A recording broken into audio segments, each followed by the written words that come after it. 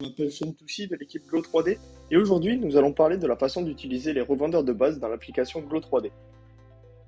Alors l'application Glow 3D est une plateforme de génération et de distribution de médias et de contenus qui aide les concessionnaires automobiles à générer et à distribuer du contenu à partir des photos et vidéos sur les réseaux sociaux ou via des articles. Donc sans plus tarder, commençons. Comme mentionné, nous allons parler de la chose la plus fondamentale dont chaque revendeur a besoin. Et c'est pourquoi nous appelons un revendeur de base à prendre juste des photos, afin que chaque revendeur obtienne une photo de leur voiture et les mette sur leur site web, ou sur leurs réseaux sociaux, ou sur leur gestion de stock. C'est ce qui rend Glow 3D spécial. Disons, par rapport à un appareil photo numérique ou une application mobile typique, c'est la possibilité de définir ce que vous voulez prendre en photo, sous n'importe quel angle, et créer un modèle pour votre entreprise, puis guider votre personnel ou vous-même à travers la photographie, étape par étape, afin qu'il n'y ait pas d'erreur, et créer une cohérence lorsque vous publiez sur votre site web. L'autre énorme avantage de Glow 3D est la possibilité d'utiliser des processus d'image avancés pour la suppression de l'arrière-plan. Donc nous allons commencer. Comme vous le voyez ici, j'ai l'enregistrement de mon écran où j'ai effectué une série de paramètres qui correspondent à ma photo du jour. Mais nous aurons une vidéo séparée qui va être quelque part dans ce lien ou sinon dans la description où nous vous expliquerons comment faire les réglages dans un processus de capture super détaillé. On appuie sur le plus sur la section inférieure et maintenant je vais scanner le numéro VIN. Donc lorsque vous scannez le numéro VIN, ce qu'il fait, c'est qu'il extrait les informations de la voiture comme le modèle de marque et d'autres informations dépendant de ce qui est disponible ou pas, et vous pointez dessus. Il prend également une photo et l'ajoute à la galerie, et vous pouvez décider si vous l'utilisez ou non. Alors maintenant, nous allons au SUV. Donc les photos extérieures globales basées sur ce que vous avez fait dans ce cadre, cela vous guidera sur les étapes que vous capturez en commençant par cela, donc la première vue est le côté passager. Donc je vais aller sur le côté passager et vous pouvez changer l'ordre de vous capturer. Ça peut être le côté passager, d'abord le côté conducteur, comme vous voulez. Donc si votre standard est de commencer par l'avant ou l'arrière, vous n'avez pas à changer l'habitude que vous avez pour photographier la voiture dans la ville. Nous avons une vidéo séparée qui vous guide tout au long du processus des réglages, qui devrait être quelque part dans la description. Vous pouvez la regarder et elle vous guide à travers chaque détail de l'application. Donc je vais commencer à partir d'ici. Il y a deux types de captures différentes où cela pourrait être le point bas et le point haut.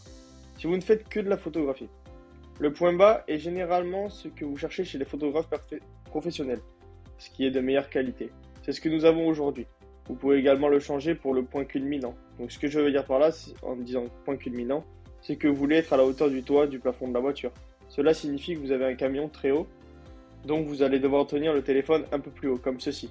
Si vous avez un ensemble de très grande hauteur, sur une voiture comme celle-ci, vous devez peut-être être comme ça, à la hauteur de la porte. Une voiture de sport, disons Porsche ou Ferrari, vous devriez être à hauteur de la caméra, pour se trouver vers le plafond. Puis le deuxième point, nous l'appelons point bas, est généralement l'endroit où vous avez la poignée de la porte, juste légèrement. Puis si vous faites une super voiture de sport, vous allez descendre vers la jante. Comme ça fera des photos super courtes et de meilleure qualité.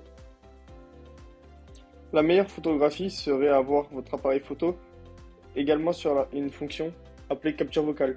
Donc vous pouvez dire simplement capture et il capturera automatiquement le téléphone. Donc si vous avez un système d'activation vocale, vous pourriez en gros utiliser simplement votre commande vocale. Surtout si vous êtes dans une région où il neige en hiver. Ici, au Canada, nous passons une bonne journée aujourd'hui. Mais normalement en hiver, il fait super froid. Donc vous pouvez avoir une commande vocale et vous pouvez simplement parcourir tout le processus sans même avoir à cliquer. Cela dit, aujourd'hui nous avons configuré un point bas. Ce qui signifie que je vais photographier en partant de la porte. Donc je vais commencer par le côté passager. Bien entendu, j'ai l'objectif configuré en grand angle. Vous pouvez le changer dans n'importe quel autre si vous en avez un qui est presque sur tous les téléphones, que ce soit l'iPhone ou même Android. Leur objectif standard s'appelle large sur l'iPhone et pourrait être s'appeler télé sur Android, il me semble.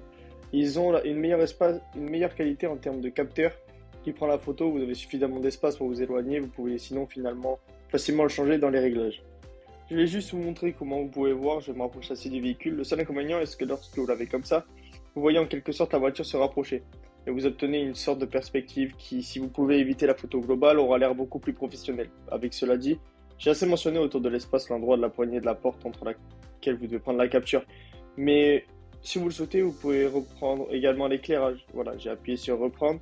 Donc je vais juste le refaire, mais cela vous donne en quelque sorte une indication de cela, comment doit être capturé. Pour le plan suivant, je vais au plan suivant, bien évidemment, vous pouvez changer l'ordre de ce que vous capturez. Vous pouvez décider quoi capturer. Nous en avons par défaut 8 photos dans l'application, avec un angle de vue plus courant que nous prenons ces photos. Exemple, vous avez un angle à 45 degrés environ. Surtout, n'oubliez pas que c'est un point bas. Donc, je vais l'amener juste ici et j'ai un grand angle. Mais disons, pour n'importe quelle raison quelconque, que vous n'aimez pas cet angle et que vous aimez le faire comme ça, c'est absolument la même superposition. Vous pouvez juste le choisir dans les réglages, n'importe quel angle vous choisissez. Et nous allons toujours le positionner automatiquement, correctement. C'est juste que nous avons choisi le plus courant pour montrer une photographie d'ensemble. Et quel angle il doit capturer, même si vous avez exactement 45 degrés, vous pouvez le faire, il n'y a aucun problème dans ce sens. Donc le prochain que j'utiliserai le côté conducteur. Et encore, vous pouvez changer cela pour en rendre encore plus standard en marchant. Mais je vais reprendre dans une autre vidéo. Alors parce que j'ai oublié de le faire du point bas, hop, je reprends le 45 degrés. Donc la seule règle est vraiment dans cette photo, c'est que vous voulez avoir toute la voiture que vous portez. Il n'est pas nécessaire de faire correspondre à la ligne verte. Il pourrait être juste plus petit comme celui-ci, ou il pourrait être même un tout petit peu sorti, ça ne change rien. Et c'est tout à fait correct. Ce que vous ne voulez pas prendre parce que maintenant il vous manque une partie de la voiture et vous ne pourrez pas le répéter. Alors je viendrai juste ici, même si c'est très bien maintenant, je l'ai encore une fois le point bas, une note générale sur la photographie qui est la meilleure photographie finale. À un moment donné, ici vous avez les nuages, vous montrez que le ciel est nuageux, donc vous ne voyez pas trop le soleil en direct. Mais avec la luminosité, vous allez pouvoir l'augmenter et ça fera une différence de fou sur la photo. Vous avez une diffusion cohérente de l'énergie solaire via l'application de la lumière que l'on obtient aussitôt dans la journée, le matin ou plutôt en fin de journée, l'après-midi. Vous obtiendrez la même lumière suivant vos conditions lumineuses, que ce soit couvert ou pas. Avec cette application, vous pouvez tout régler. C'est donc le meilleur moment de la journée. Si vous faites la photographie le matin, vous le faites le matin. Si vous le faites l'après-midi, vous le faites l'après-midi, ou très tard le soir, c'est comme vous voulez. Ou encore même à la tombée de la nuit lorsque le soleil est à son zénith.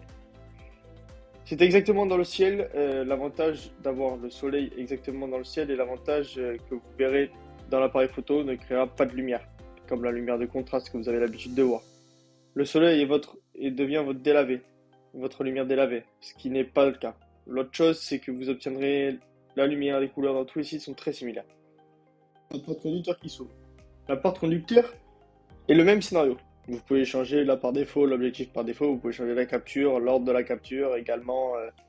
Vous pourrez changer quoi? Vous pourrez changer tout ce que vous voulez, l'ordre d'affichage, c'est-à-dire la façon dont vous l'envoyez.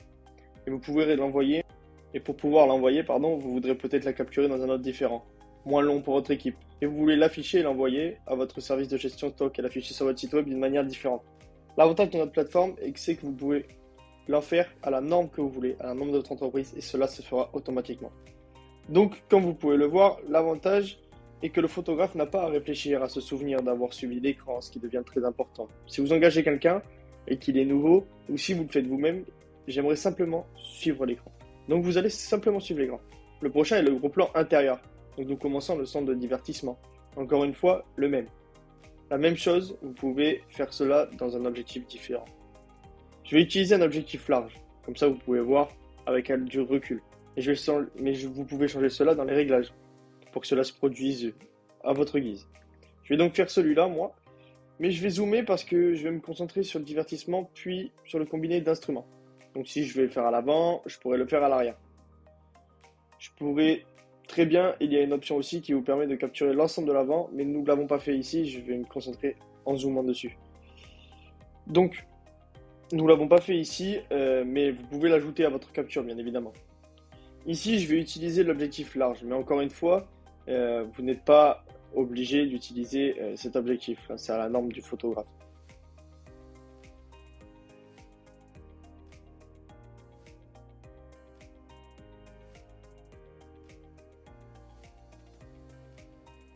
Donc là, nous avons déterminé le dernier écran. Le système nous montre l'option de vous asseoir. Vous pouvez choisir entre le privé et le public. Lorsque quelque chose est privé, il n'y aura pas de synchronisation directement avec votre gestion d'inventaire.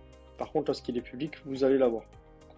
Il attend que vous fassiez en sorte qu'une mise au point finale, contrôle de qualité, si vous voulez, mais la plupart du temps, nous recommandons l'option publique pour qu'il soit synchronisé directement avec votre inventaire, votre site web dès que possible, et votre processus terminé, vous pouvez le changer d'image. Vous pouvez tout régler une fois le processus terminé. Bien évidemment, si vous avez une image d'arrière-plan floue, vous pouvez la reprendre. Garder l'original ou simplement faire l'alignement entre le flou et le pas flou. C'est ce que nous faisons la plupart du temps. L'émission de l'arrière-plan est définie par défaut, donc en règle générale, une fois que la mise en place est faite, et que vous décidez si votre arrière-plan n'est qu'une fois le biais de votre processus, eh bien, vous validez et tout se fait automatiquement. Ensuite, vous cliquez sur enregistrer et vous avez terminé. Nous reviendrons vous montrer comment cette image est téléchargée une fois le processus terminé.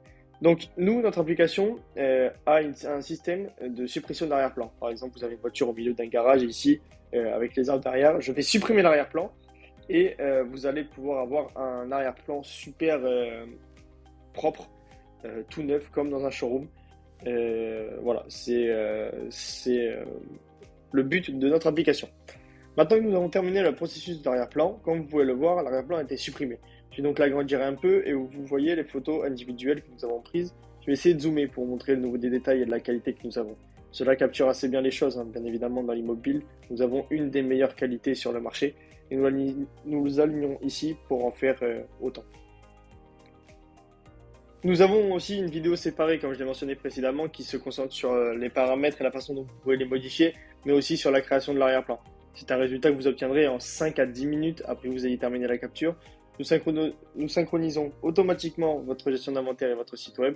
Et si vous avez sélectionné une visite vidéo, nous la publierons automatiquement en tant que gestion d'inventaire si vous voulez l'utiliser sur vos réseaux sociaux. En tout cas, merci d'avoir regardé et nous vous disons à très bientôt. Merci beaucoup.